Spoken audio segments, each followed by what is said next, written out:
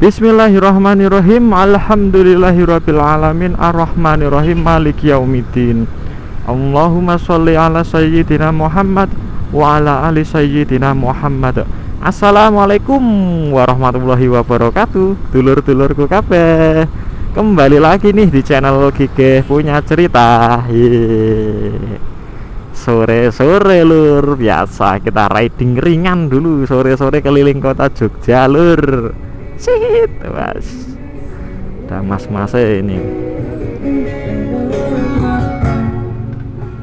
Tuh itu tadi seniman yang baru viral di Jogja.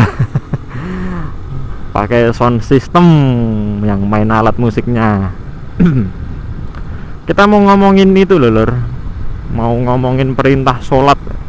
Perintah sholat itu perintah istimewa lur. Kenapa lur? Karena amalan-amalan di dalam agama Islam itu rata-rata sebagian besar itu diturunkan itu melalui malaikat Jibril ataupun diturunkan melalui Al-Quran. Tapi untuk sholat berbeda lur. Makanya itu lur, sholat 5 waktu itu amalan yang paling istimewa. Kenapa? Misal kalau untuk amalan puasa itu kan seperti kita ketahui di surat Al-Baqarah, terus amalan haji, terus amalan apa ya, amalan sedekah, banyak sekali amalan-amalan yang diperintahkan untuk kita itu tidak diturunkan secara langsung. Maksud saya diturunkannya lewat perantara gitu loh lur. Sementara sholat, perintah sholat itu langsung lur. Jadi ketika itu Nabi Muhammad langsung dipanggil oleh Gusti Allah yang dinamakan peristiwa Isra Mi'raj gitu lur. Jadi perjalanan Nabi Muhammad Shallallahu Alaihi Wasallam menuju ke Sidratul Muntaha sana, bertemu dengan Gusti Allah untuk menerima perintah sholat. Untuk menerima perintah sholat.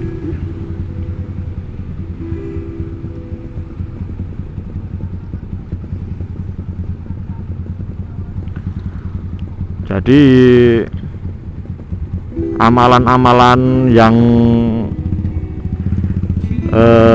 lain ya, misalnya aja selain sholat gitu kan, itu bisa bukan ditinggalkan ya. Duh, aku salah ngomong malah dosa gitu.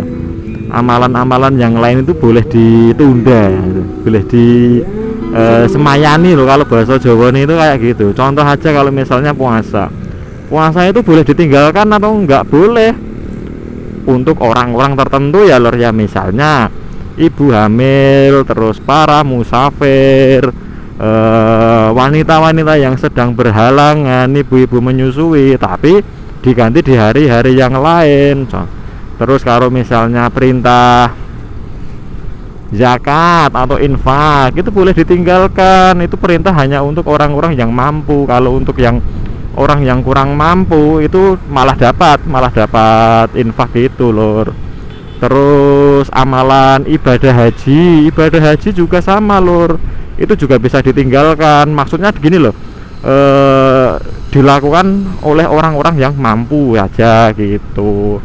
Tapi untuk amalan sholat itu bener-bener nggak bisa ditinggalkan lor, apapun keadaannya, karena yo istimewa sekali sholat itu. Kita nggak bisa berdiri, kita bisa duduk. Kita nggak bisa duduk, kita bisa berbaring. Bahkan dalam keadaan perang pun ada sholatnya sendiri, sholat khusus.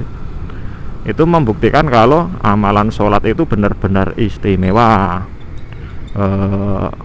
Nilai plusnya itu gini lur. Sebentar, ntar skip aja ya, soalnya lampu merahnya ini lama. Nah, dah hijau lur. Kita lanjut lagi, nyampe mana tadi aku lupa. Oh iya, amalan sholat ya. Aku tuh paling berkesan ini lur. Sholat itu kata baginda Nabi Muhammad SAW, ini kurang lebihnya garis besarnya seperti ini ya lur ya. Jadi sholat itu ibarat kalian itu mandi di sungai yang airnya itu jernih.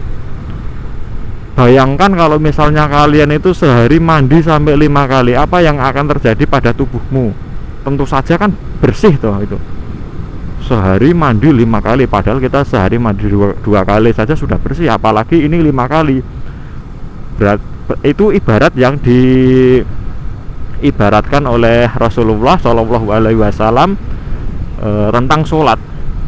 Kita kan tidak bisa memungkiri lagi ya lur, jenenge manungso, yang namanya manusia itu tidak pernah luput dari dosa, entah itu dosa yang disengaja maupun dosa yang tidak disengaja, itu kita tidak bisa luput.